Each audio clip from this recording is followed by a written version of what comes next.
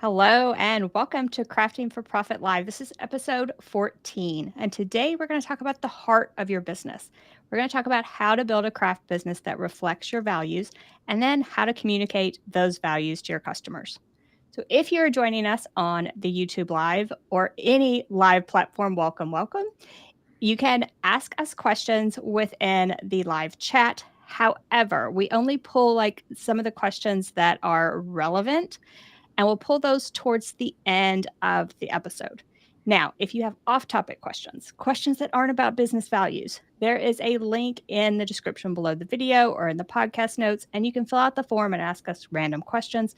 And we do episodes occasionally where we will just answer your questions. So be sure to submit those in the form. And then, as always, we ask you to be sure to rate and review the podcast and share this episode with friends. I saw that we got a couple of new reviews since we did our last episode. And guys, it just brings me so much joy to get those reviews. So if you haven't been over to your favorite podcasting network and reviewed our podcast, we would really appreciate it. All right, I'm going to introduce our speaker. Her name's Beth Eaton, and she's from the Ruffled Daisy. Beth says her life has been a mix of bright and dark moments, and it's through those moments that she discovered the magic of creativity. It became her safe space, her way to cope, and eventually it guided her to where she is today. So can you introduce yourself, Beth? Hey, I am Beth. I am the founder and the creativity behind the Ruffled Daisy. It really started just as a blog several years ago, where when I was a stay-at-home mom, I just kind of needed a creative outlet, and so that's kind of how it started. And it was a hobby for many years, and then just about 6 years ago, I transformed it into a business. And so we focus on a lot of things. I take DIY to a much deeper level than what someone on the street would maybe say what DIY is. I teach women how to infuse creativity into every aspect of their life, whether it be in their home, through their relationships, any of those things, even in their businesses. So I do online creative mentoring. I do DIY tutorials. I love painting. And so that is kind of, if you dig down deep, that is the base of what I do. But it just, as a creative, we do all the things. So everything I do has an intention to really inspire people, to nurture their creativity, to maybe teach them a new concept, teach them a new skill, teach them a new craft that ultimately just helps them transform their life. And that is where the term, the quote, the phrase, whatever you want to call it, DIY in your life actually means to me. So that definitely leads us into question one. So when you're talking about DIY in your whole life, not just your business, can you tell us a little bit more about what that means to you and what does it look like for you on a daily basis?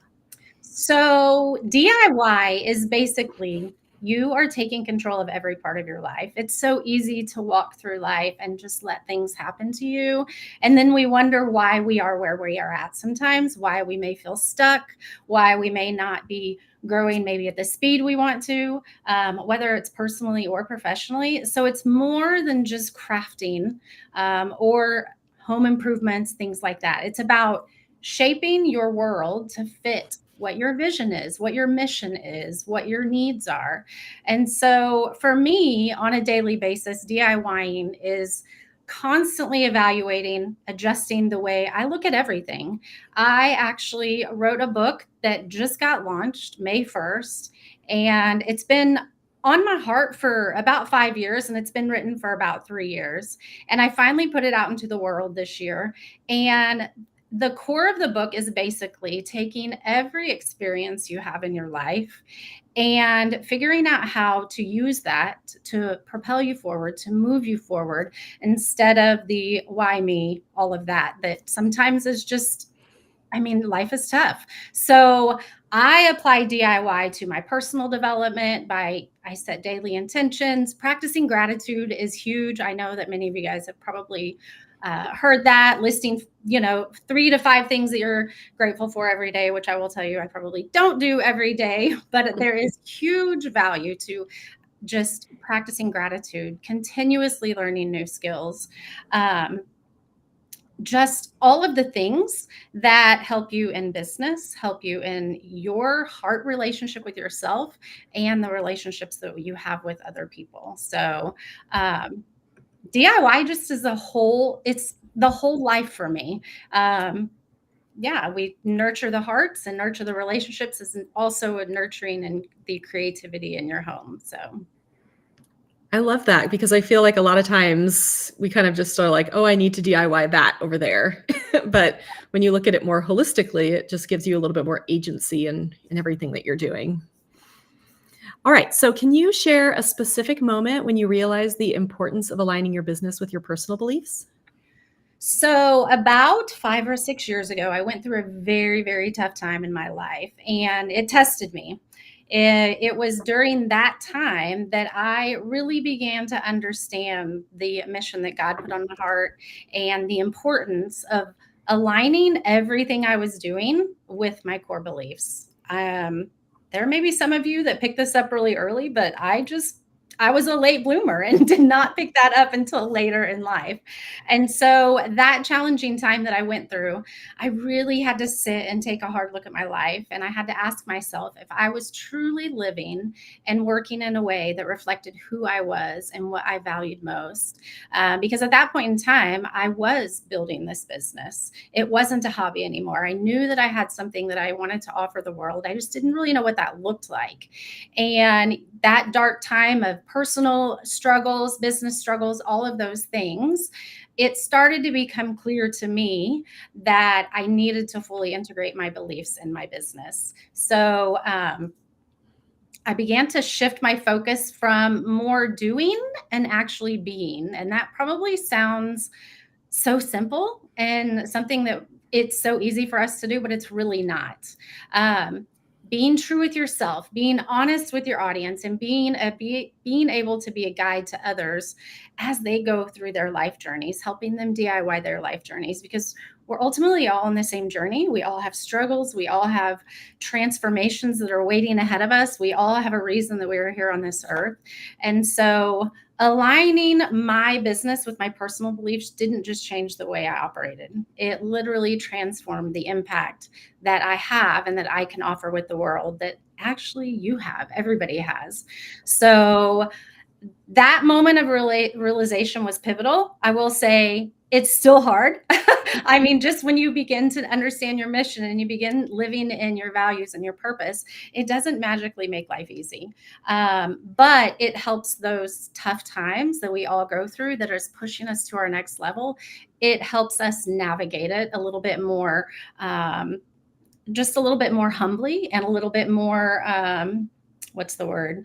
Um, with more ambition and belief in yourself because you do have what huge value that you are bringing into the world. So Yeah, so I feel like hopefully people are listening to this podcast and they won't be that late bloomer, but I feel like a lot of people are. They start their business and then at a later point in time realize that, hey, I need to make sure this business aligns with my values. And it would have been so beneficial for me, at least, to think about this stuff when I was starting out on this journey. I feel like it just makes everything easier, even, like, just making those business decisions with intention and with always those values in the back of your mind. absolutely. All right, so how did your business change after you honed in on this mission? So before it would literally be like throwing spaghetti at a wall and just hoping it stuck. And I will be honest, there are days it still feels that way because I'm a creative, and I don't use that really as a cop out word, but we are creative. We were just talking about this before the episode started, just how we want to do all the things. We have the creativity to do this and that. And so even though that is still a little bit of a challenge, it helped me clarify my mission so it's not like that every day. I know when I'm heading into every day what my ultimate purpose is. And it's made everything fall into place a little bit more. Every decision becomes more purposeful because I can see where it aligns with something that want to implement in the future, or it aligns with something that, someone else may be implementing and trying to do in their life. So ultimately, when you're doing that, the thing that was probably the most impactful for me is that it brought a deeper sense of satisfaction and purpose. I know that before that, I was always like, why? What's my why? There are so many trainings out there on trying to figure out what your why is, because it's a question that a lot of people ask. We are so blessed to be in a world where we can create online businesses, that we have the ability to do that. And a lot of people jump into it and they don't really understand your why. And so, like you said earlier, knowing this beforehand really helps you just propel forward faster, and not even propel forward faster, but just serve your audience and serve your community more. So just the deeper sense of satisfaction and the purpose in my work, knowing that there is a purpose I'm serving and it's to the community that I'm serving. I think once because I've gone through and done my values and, created a mission statement and all these things as well, but it was only in the last couple of years. But man, does it make decision making so much easier? I Yes. feel like before it was like I would hem and haw and like go through all these things. But now if it doesn't point to, I call it like my North Star. If it doesn't point toward my North Star, then it's an easy no. And then things that automatically point directly at it, easy yes. And I feel like when you don't really know what you're aiming for, when you don't really know your core values, or you don't know what you want to build with your business or any of these things, it becomes much more difficult to make decisions, because then you're making decisions like in the moment, or you're making decisions based on vibes, or you're making decisions only based on money or panic, or like all of these things that don't have you making good decisions. So I do feel like it has definitely just made decision making overall a lot easier in my business. Yes. And we all do that. We all have made decisions in panic modes. We've all done that. And so the biggest thing that I would say to take away from that is to just give yourself grace. I mean, you're going to screw up along the way. You're going to make decisions that you're like, wow, that is probably not what I should have done. And so just giving yourself grace as you work through that. And it's almost like when you make decisions in panic mode, oftentimes it's the wrong decision and takes you completely off course. I can't even tell you how many times I've been off course with this business. I've been completely on a separate tangent that was not at all part of the values or where I should have been headed. And I will say, so your comment about those trainings that say like, find your why, it triggered something, because I remember early on doing one of those and thinking, well, my why is to make money. That's the why, right? Like that's the bottom line. That's the why. And that is not the why. That totally wasn't the why. So, yeah, like digging deeper into the actual why behind your business. And, for me, very early on, I wanted to help support other small businesses. And at some point, Corey and I realized we had that same value. And that's sort of where this podcast came from.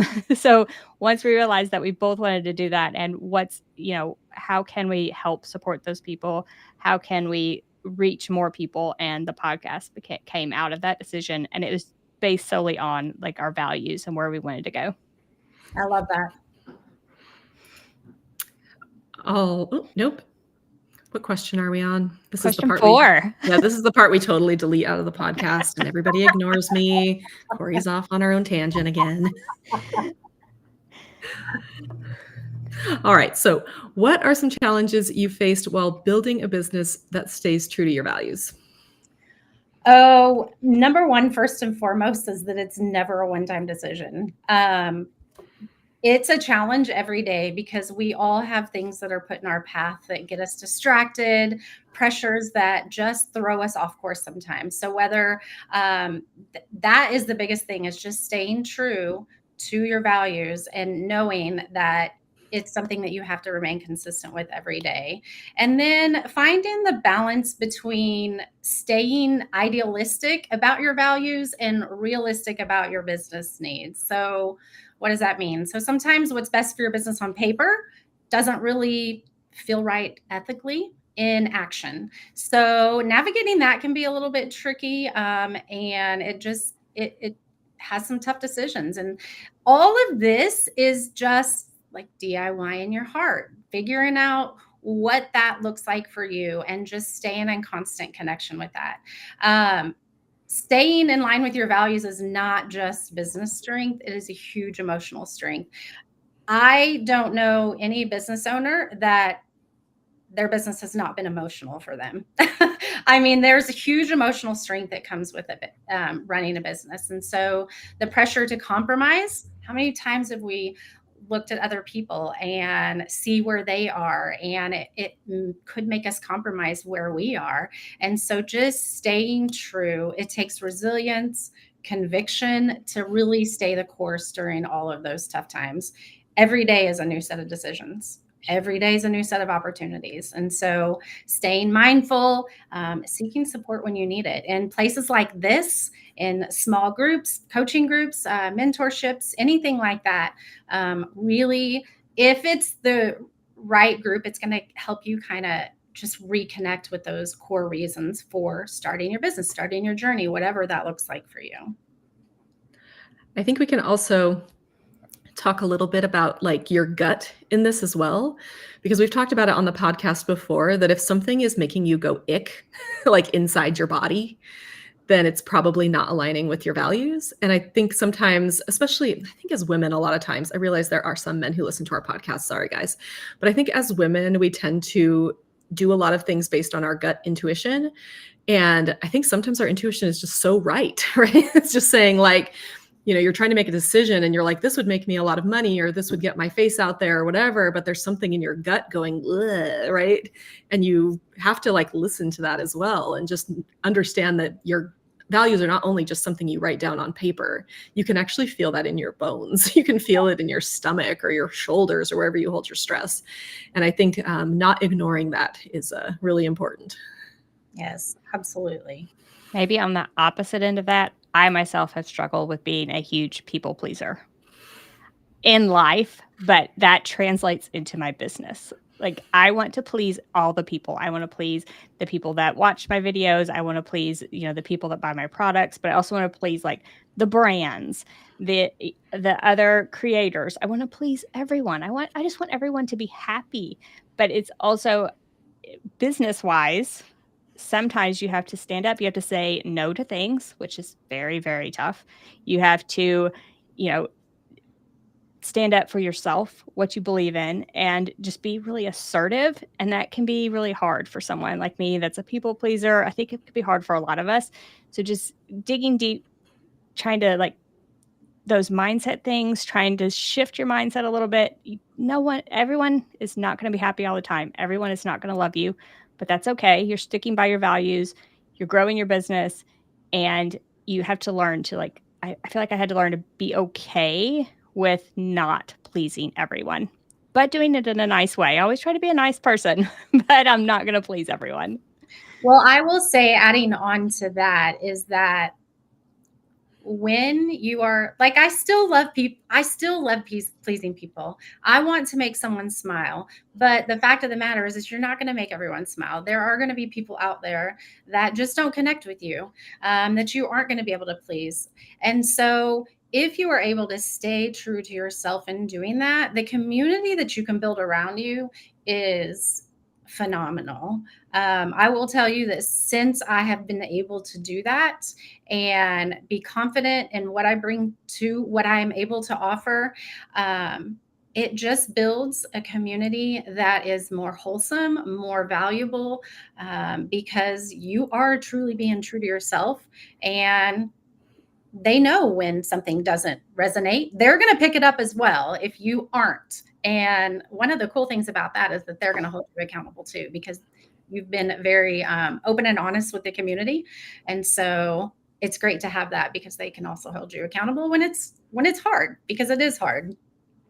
Yeah, I think Angie and I, just thinking about we have Facebook groups for all of our camps. And we have, things that you're not allowed to do in our Facebook groups. Like, you're not allowed to be racist or bigoted, or like we have all these things. And that just allows us to quickly shut down anytime anybody is basically we basically say, be kind. Like, that's the the top thing, be kind. But I mean, it's an automatic, we're kicking you out of the group the second you are racist or bigoted or any of these things. And I think that because of that, our group has become a much safer place than some of the other crafting groups, because we automatically know that part of our values is not tolerating people's intolerance, basically. And people will be in our group and feel safe. We want people to feel safe in our groups. And that is something that's really important to both of us. And so we are on top of any time anybody is saying anything that basically won't make somebody feel safe, because we want to build a bigger table for crafting. I feel like there's just, crafting can kind of get segmented, right, into this type of craft or this type of craft or this type of person doing this type of craft or this, whatever it is. And we want our group to be like a space that is safe for everybody. And so that's kind of one of our values that we bring. And I feel like it's done us really well, because people know in our group that they're going to be safe, and that's important to us. Yes. And if you set that from the get-go, like that's a standard in the groups that I run and in the workshops that I run. And I've never, ever, ever had anyone where I've had to say, okay, this isn't what we do. I'm not saying it won't ever happen, but if you are able to remain true to your values, you are going to connect and you're going to bring the right people in your circle that are just going to help push everybody up. Rising rises all. I don't know the quote, but I mean, I know. It's like our number one quote on this podcast. Every episode, you get a rising tide lifts all boats. So you get it in every episode. So Beth, thank you. You got that plug in this episode. You win the special prize for getting it into this episode. I swear it's been every episode. It's now becoming like a running joke. It's so funny. That's funny. It's so true, though. It's so true. It's true. You're able to surround yourself with a community of people who have the same values. I mean, it's just what happens. It's absolutely true. And you don't get mired in the yuck, right? You don't get mired in just icky stuff. And I just prefer that. I don't like the ick. All right. So it's been a while. So we are going to talk about our merch shop for a few seconds. So it's been a while since we mentioned our merch shop, and we want to mention it for all of you, just in case you need some cute shirts, cute mugs, cute stickers. Be sure to shop our merch shop and get all the things that celebrate the small crafty businesses. If you are on YouTube, I am wearing one of my shirts, so it says crafty. And Corey is not. I can tell by the look on her face. I'm not. I'm so sorry. I should have changed. I'm wearing my standard YouTube black t-shirt. If you know it on my YouTube, I just am constantly dressed in the same exact thing. It's just easier. But yeah, we love our merch shop. We've had some good, great products there. You can get stickers, you can get all sorts of stuff. We have a fairly wide range of sizes as well, which is great. And if you just want to celebrate your small business or being crafty, my current favorite shirt that we have is actually from our last camp that we did, which was Sublimation Camp. It has a picture of a heat press and it says hot stuff. So I feel like you guys all need that shirt. I should have picked that one instead of this one. It's so good. So anyway, if you want to support the podcast, I have put the QR code. If you are on YouTube, you can scan that QR code, check out all the merch. And if you are on the podcast, you can shop at link.craftingcamps.com/merch. And that's link.craftingcamps.com/merch, MERCH. All right, back to the program here. Okay, the next question. Can you share any practices or exercises that helped you gain clarity on what truly matters to you, and both life and business here? So the first thing is continual reflection. It doesn't mean that you have to sit down every day and journal. I know that is intimidating for people. And to be honest, I love journaling, but I don't do it. I don't do it every day. I don't even do it once a week. But when things just start feeling off, as women, we are very in tune to our bodies. We know when things just feel like you were talking about earlier, just gunky. And it doesn't necessarily mean that, something is maybe not where you need to be going, but you just need to reconnect a little bit more with yourself, with your values, just kind of come back to home base. And so having regular reflection is something that is super important to me. And you can do that through so many ways. I'm a continuous learner. I love learning. And so just educating yourself through podcasts like this, through books like the one that I just, through seminars, through all the things, and to make sure that you're nurturing not only your personal side, but your professional side, or vice versa. I know sometimes, a lot of times as business owners, we focus so much on the professional side of it that we tend to forget our personal side of it. And that is actually what really, I don't want to say that that's really what pushed me into my struggles of several years ago, because I was not honoring the values personally. I was just focusing on the professional things. And so making sure that you're just constantly connecting with home base is really, that's the biggest thing.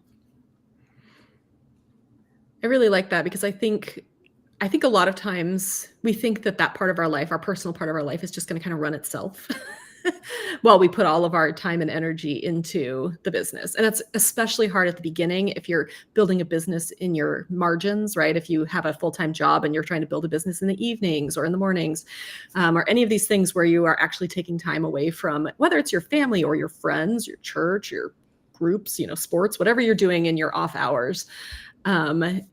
If you're building a business in your off hours while also having a full-time job, that just doesn't give you a lot of margin for family or any of those things. So I think especially the earlier on, the more purposeful you need to be. After a while, it becomes routine. Like for me now, I just don't work on the weekends, and it's not a question anymore. I'm full-time. I can close my door. My office is separate from my house. It's very easy for me to set those boundaries now. Whereas in the beginning, when I was working out of a bedroom, which was right next to my twins' nursery, the lines were much more blurry. And so I do feel like prioritizing that family, especially in the beginning, when you don't have the ability to set bigger boundaries, is really important. Yeah, and in the beginning, it can almost feel like you're drowning, right? So you were just trying to tread water. You're just trying to keep your head above water. And so you are making decisions based on just keeping yourself afloat rather than reflecting back on your values. And we're guilty of it. We're not saying that we did not do that in the beginning, because we totally did. But take our experience that you don't want to do that, because it can lead you down a path that you don't want to go in. So setting those values early and making the decisions with purpose almost makes the business feel better, and you don't feel so much like you're treading water. Maybe you can use some of those things and start saying no to things that don't fit your values, don't fit your purpose. And then those are things you don't have to do. And maybe that is part of what keeps you up, keeps you afloat without feeling like you are going to drown the next day, because you don't know how you're going to do all these things that go into this small business you're just starting. And half of the time, you don't even know what those things, you don't even know what you're up against, because it's all so brand new. So it's a journey. And that's why through all of this, that's where just the DIY, I'm DIYing my business. And when you're doing that, you are growing yourself personally. It's not just professionally. And I think, like you said before, oops, hold on. My phone is ringing. Okay, Angie, edit that out. Sorry. It's got music playing in my head all of a sudden. Now I have to remember what I was going to say. I literally cannot remember. Okay, keep going. Angie, cut that whole bit. I'm not the only one that does that. No, it totally went out of my brain. Oh, I remember. Okay. You were saying earlier that you should have grace for yourself, right? Because we're all going to make decisions that don't necessarily align with our values. And one of the things I like to remind myself of, and I think we've talked about this before on the podcast, is every day we are making decisions with the information we have available. And we may get 2-3 months down the line, 2-3 years down the line, and go, that was a bad decision. But it wasn't a bad decision in the moment. And you need to kind of give yourself grace for that. There are so many things that I have done that I realize now were probably not that they went against my values, but they just probably weren't worthwhile. But they felt worthwhile at the time. They felt like something I should be doing. And with the information I had at the time, they were good decisions. And I find it very hard to sort of forgive myself or give myself grace, or whatever language you want to put around it. But I have to remind myself, that was a good decision at the time with what I had. Things have changed, new technology has come out, or new, different things have come out or whatever. And now I wouldn't make that same choice, but it was the right choice at the time. Yes, it is. all a growth process. And that's what I think when some people, well, there are so many people that are going to say, well, it's when I make it here, this is the goal. When I get here, things are going to be better. When I get here, things are going to be better. And it's literally, you're never there. It's always a continual process, always giving yourself grace and just learning about yourself, learning about life around you and all of the things. Yeah, I still say when I get there, things are going to get better. When I get there, still. Still, same. And I'm like, and I know as I'm saying it, like, clearly there will just be another thing around the corner, Corey, but here you are, still Yep. saying it. We're human. We all do it. All right. So, what advice would you give to someone who is just starting out and struggling to identify what their core values are?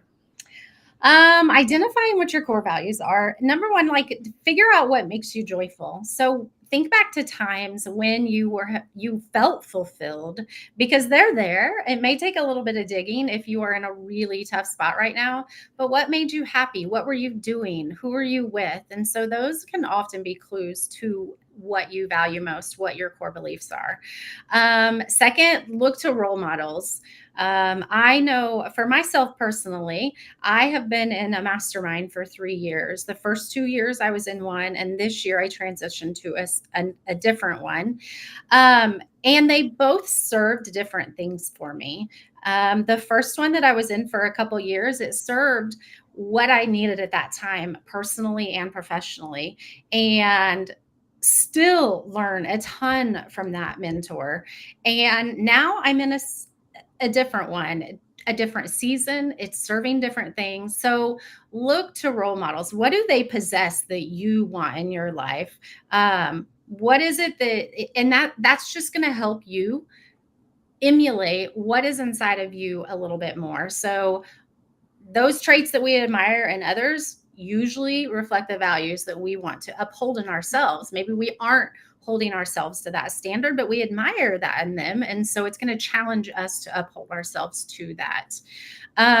Next, asking yourself challenging questions. And this one's a little bit hard because we think we ask ourselves challenging questions, but we don't all the time. So just diving deep. What would you stand for if it made you unpopular? I mean, that's a big one.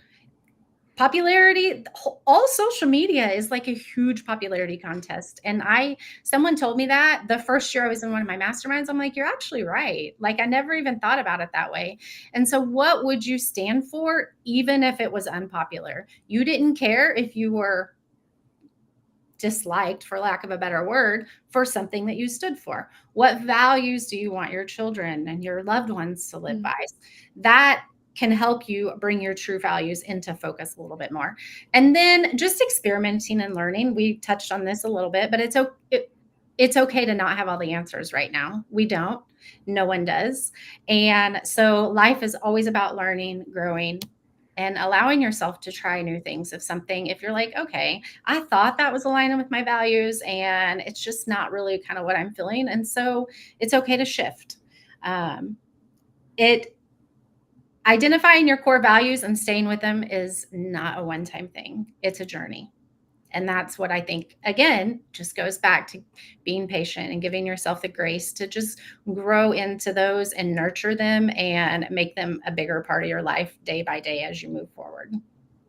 Man, that question about what values would you want your kids to have? Oh, that is a good question, because that gets down to the meat of it. And if you don't have kids, it could be what do your nieces and nephews or any other kids you might have in your life, like what do you want them to grow up, believing about themselves? And that's a question. I mean, I can say all the things about myself, but when you start talking about my boys, then I'm like, oh, that's a whole different level of value.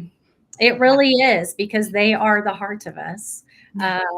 This summer was particularly challenging for my son that is going to be a sophomore, and as a mother and just helping guide him through just the range of emotions that he was going through with the medical things that he had going on. It was so cool to just see him grow as the man that he's going to be. And so I was able to, my husband and I just pat ourselves on the back a little bit. And it's okay for you to do that. It's okay for you to say, okay, I'm doing good here. I'm on the path that that I'm supposed to be on. There's clarification. God gives you clarification on all the time, and so yeah, that's a big one. What do you want your kids to be, and what are you showing them they should be? Yeah, because if you're not behaving in the way that you would like to show them, then that is a quick check on your own values. If you're doing something that's maybe a little bit sketchy to make a little extra money, would you want your kid doing something a little sketchy to make a little bit of extra money? No, we probably don't want that. So that's a really great check. Yep. And I was going to add, for those that are struggling with their values and maybe digging deeper into these questions, it's okay to set some values and in a month go a little deeper, reevaluate them, set some more. In a month, dig a little deeper. So perhaps you do some journaling, some reflection over the course of time, dig deeper, because it can be a struggle, I feel like, in the beginning to dig that deep and to get down to really what the values are that I want to reflect. All right. Next question. Can you share any tips for maintaining consistency in your values while scaling your business? So this kind of goes back to what you were talking about, like what you do in your groups, just building the community. So just making sure that your values are reflected in everything that you do, maintaining consistency. As you scale, you're going to bring people in that are going to be maybe VAs, maybe they're going to work personally alongside of you, whatever that looks like. But just making sure that your values align with them. Number one, it's going to be a nightmare if it doesn't, because there's no way that you can stay true to your values if they don't hold some of those same values. And leading by example. My community is the amazing one it is because of the example that I've shown them. They know what's expected, basically. So just consistently demonstrating that, and staying connected to your customer. I will tell you, as you scale, that is hard to do in the online space. I remember, in social media, especially on Facebook, they're like, respond to the comments, it helps build community and all of that. And as your business is growing, that can be a little bit harder to do. That may be a task that you're handing off, because as a business owner, you want to be working on $100 an hour tasks versus $5 an hour tasks. And that can be a challenge to stay connected to your customers' needs when you're handing off some of that. You don't understand what Karen may be going through because you aren't in the comments every day or whatever. So just making sure that you're staying consistent and being able to just stay in close contact within reason with your customers. And then just again, always coming back to home base and reconnecting with what your business means to that customer, what your business means to that business partner, that employee, whatever that looks like. All right. So I haven't seen any questions come through other than somebody said that the QR code isn't working if you're on the YouTube Live. It may be on the Facebook. Facebook may have messed it up, but it is working. Facebook may have messed it up. Sorry, Cheryl. But you can go to link.craftingcamps.com/merch instead. But we are going to take any last minute questions in the comments section. So if you have any questions about finding your values, any of that sort of thing, you can leave those for us. And then I'm going to ask Beth our last question, and then we'll get to answering some of those questions. So what would you say to someone who is hesitant to build a business based on their values because they fear it won't be profitable? So anything can be profitable. That's my first thing. Anything can be profitable, especially if you are living in your mission and consistently working and living in your values. But most important, just do it. Do it scared. You're not going to know all the things. And you can't use that you don't think it can be profitable, because then you're focusing on the money aspect of it. And so it's about creating something meaningful that resonates with you and your audience. Yes, it's scary. Yes, it feels risky, but the authenticity that you're able to bring to the table is truly what's going to set you apart from a crowded a crowded social media space, a crowded market, whatever you want to look at that as. And so people in this day and age, and I think it really shifted when COVID, we all went through that nightmare. People are drawn to businesses that stand for something. There is the human connection, to me, is greater right now. And so if you're able to just maintain that human connection, that's gonna serve you tenfold, and it's gonna definitely make you profitable, not just financially, but personally inside your heart. So, and then gathering support. Again, things like this, reaching out to like-minded entrepreneurs, joining groups that just help you build a values-based business, one that's rewarding for you, your family, all the things. But do it. Do it scared. Do it because it matters. Do it because it's your purpose. But most importantly, do it because it matters. And the rest is going to follow with hard work and persistent. It still may not be easy. It's never going to be easy, but it's going to come. I think you can too. I mean, you will attract your customer, right? You will attract the people whose values align with yours. So I keep teasing the fact that I have like this little side hustle that I'm not telling you guys about yet, but I have certain stickers in my shop and they cater to a certain type of person. And people came into my craft booth that I did recently so excited about those stickers because they met each other. We met on a values level because these stickers were specifically about something that you hold as valuable. And it was so great because I was really connecting one-on-one with people who actually shared my values to the point where I connected with some of those people to just become friends.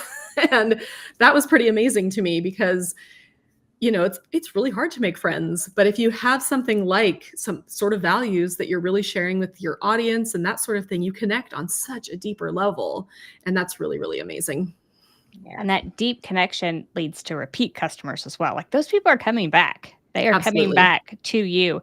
And we did a whole episode on brand stories with Jennifer Maker and telling your brand story. And that goes back to what Beth was talking about. People want to hear your story. They want to hear your values. They want to hear how you're incorporating those into your business.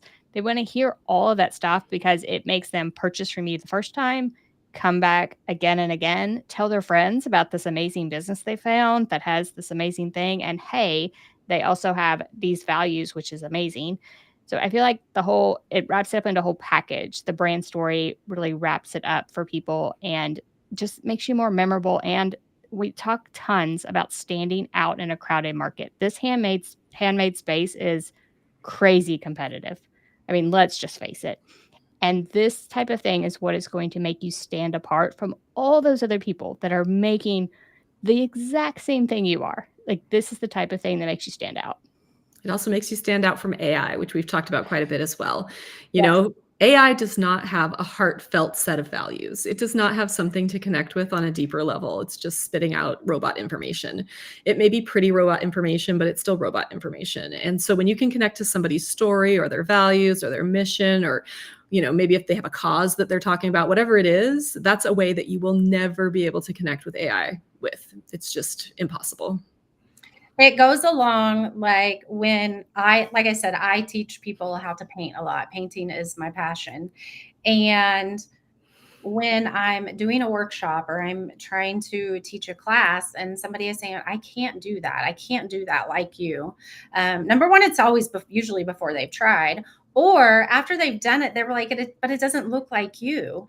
And for those of you that are trying to stand out in the marketplace, it's not going to. And that's what I tell them. Listen, your paint print is just like your fingerprint. It is all unique. It is all different.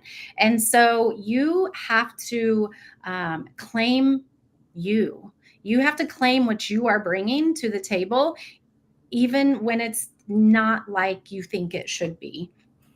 And that's going to help you number one, just believe in yourself a little bit more. But we all have a unique business fingerprint. And so if you're able, and that's pretty much kind of what I would call just honing in with your values and your mission. It's your business fingerprint, just like your paint print.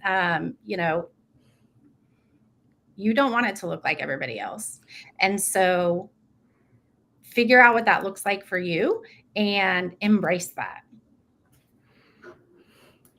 All right, we're going to have Angie look through the comments to see if there are any questions. And while she does that, Beth, can you talk a little bit about a little deal that you have for us? So I have 25% off in the shop that I have given. You can use the code Crafting for Profit. And what are you going to find in the shop? So the shop is constantly evolving. The main thing I do is DIY kits. I offer some affiliate links, not quite wholesale, but if you wanted to affiliate some of the kits and sell them on your own, I can teach you the skills to create beautiful sellable projects that even if you painted them and maybe sold them at craft shows, door hangers, stuff like that, I teach you how to make them pretty and how to bring them to life. And then educational resources, I offer paint classes on there, tutorials, things that can guide you not only through refining your craft, but also the artwork. So there are resources designed to boost efficiency, creativity, all the artwork stuff that we talk about. I have some private memberships in there that you can look at on the website too, just where we dig into this stuff a little bit more and get the gunk out of the stuff that just weighs us down on a daily basis. So you can go to her site. We gave you a special Crafting Camps link. It's link.craftingcamps.com /Daisy, DAISY, and you can save 25% off Beth's entire store using the code Crafting for Profit. We will have that down in the YouTube description as well as the podcast notes. Okay, I'm going to pull up a couple things here. First of all, I want to highlight this comment from Debbie. She was talking about that she loves that you told us to do it scared. And I just wanted to pull this up because I want to highlight that as well. Business decisions are scary regardless of what decision you're making. Like we're talking about values today, but regardless of the decision you're making, it's all scary. Let's just face it. You have to do it scared, I feel like. Yeah, it's all you are navigating in uncharted waters. Owning a business has never been done. And so like going forward. And so it's all you're going to do it scared probably more often than you're not. Unfortunately, I hate to be the bearer of bad news. It's so true though. I mean, and I think we talked about this on our last episode. Angie and I both needed to get a reseller license. And I was like, oh, I got to sit down and do this. I don't want to do it. I was so stressed out about it. And it took me literally 5 minutes and it was approved. And it was just one of those things where I'm like, I've been doing this now full time for 11 years. And I still have moments where I'm like, ugh, I just don't want to. I just don't want to. And you just have to buckle down and get it done because there's just going to be parts of your business that are scary. There's going to be parts of business you don't want to do. Like, do I want to go out and get a reseller license? Not really. Am I going to? Yes. And do I want to do my accounting? Absolutely not. So there's going to be parts that you don't enjoy. And there's going to be parts that are definitely scary. Anytime you take a leap, it's scary. But there's no way to do it not scary. So you either do it or you don't. And we are big fans of doing all the scary things. We need a shirt. Right. If you can just do one scary thing a day, do one scary thing a week. If you need to break it down, you can do it that way as well. All right. So we had a few questions about like starting your own business, like how to start your own business type of questions. And I just wanted to point you to the very first episode of Crafting for Profit Live, because we dove really deep into our recommendations for where to start and where to start your craft business.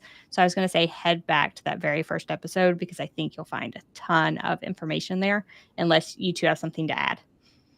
Those are mostly scary things as well.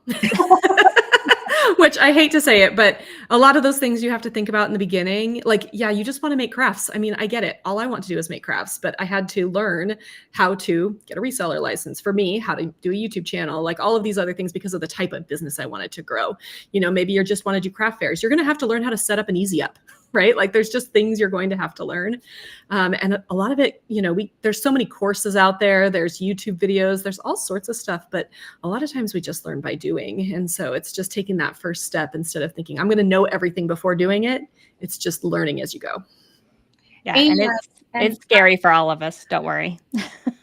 And just understanding that you don't know it all at the beginning. And so take one snippet that you've learned, figure out, this is what I was told in the beginning because we all run our businesses on social media. It's the way of the world. Don't feel like, okay, I need to do YouTube. I need to do Facebook. I need to do Instagram. I need to do TikTok. I need to do all of these things. Pick one and get good at that before you add something else. That's going to take a lot of the overwhelm away because you're going to get there. If you are consistent enough and you have enough belief in yourself and you believe in what you're offering the world, you're going to get there. But just baby steps. Just pick one thing and get good at that and then move to the next. I think it's really hard not to play the comparison game too, especially in the beginning. See how far ahead of me all these people are. I mean, I'm not going to lie. I do it myself with Miss Angie sitting right here. I'm like, I'm never going to have a YouTube channel the size of Angie's YouTube channel. It's just never going to happen. Right. But at one point, Angie's channel was the same size as my current YouTube channel. So who knows where things are going to go? I know that both Angie and I have compared ourselves to the incomparable Jennifer Maker, and she's one of our friends. But she has an enormous business with like 30 employees. And I cannot compare myself with my 3 employees to somebody who has 30 employees, and you who have whoever it is has no employees compared to myself, or compare yourself to me with 3 employees. And so it's just one of those things that you can really get bogged down with, like how everybody else is doing something. And I know that this is from a fact, this is just something that I do a lot, and I've had to really work to not do it as much. But really trying not to compare yourself is also a really great place to start. And just, as they say on Bluey, run your own race. Yes. We all start at zero. And it's so easy. Sometimes you may see someone pop up in your newsfeed that you have never seen before. And you're like, where did this person come from? Well, that's not an overnight success. They've been around. And so we all start at zero. I teach my community to do a social media audit. And about once a week, I tell them to spend 15 minutes and scroll their feed. Now, my feed is filled with, I've been very intentional about customizing my feed to me specifically for my mental health and all of the things. And so spending 15 minutes going through your feed. And if you come across someone that gives you the feeling of, oh, why am I not there? Or they're doing better than me, then maybe hide them for a while, because you don't need that. It doesn't mean that you need to hide them forever. It doesn't mean that you can't learn from them. And it doesn't mean any of that. But you have to be very cautious of what you're putting into your mind, especially when you were trying to grow a business, because we are all perfectly placed right where we are right now. I mean, you are where you are for a reason. And that one is huge to me. We all start at zero, and you have to just take caution to what you allow in your brain. So my favorite quote is, don't compare your beginning to someone else's middle. That's my favorite quote now. That's my favorite quote. And I have to repeat that to myself still to this day. So like we all live in that place, that comparison game. And I love Beth's idea of sort of hiding those people for a while. So I get caught down the rabbit hole, right? So I see something they post and I go look at it, and then I go look at something else they're doing and something else. And like, why can't I have done all these things or be at this place or whatever? So yeah, I had to repeat that quote to myself several times. And you've been in business how long? Since 2010, so a while. So, I mean, that's just a reminder that you don't get it figured out. Like you still have to constantly reconnect with home. Okay, this is what it is. And so. All right. Did we see any other questions?